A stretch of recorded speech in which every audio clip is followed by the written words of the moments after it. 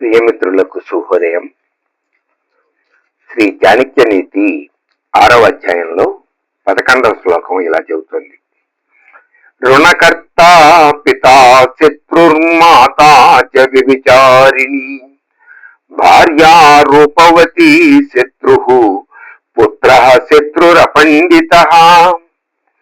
రుణకర్త పితా శత్రుః. The father, who is a chronic debtor, is a enemy. ఏ తండ్రి అయితే అప్పుల భారం కొడుకు మీద వేసి వెళ్ళిపోతాడో అతను శత్రువుతో సమానం. మాతాచ వ్యభిచారిణి, వ్యభిచారిణి అయినటువంటి తల్లి కూడా శత్రువే. భార్య రూపవతి శత్రుహు, అందగత్తె అయినటువంటి భార్య కూడా శత్రువుతో సమానము అంటున్నాడు. దాని మూలంగా ప్రమాదాలు ఉంటాయి అని.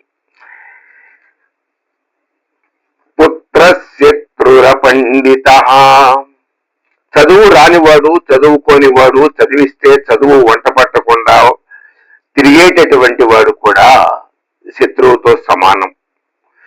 The father who is a chronic debtor, the mother who commits adultery, the extremely beautiful wife and the unlearned son, these four are enemies in the home.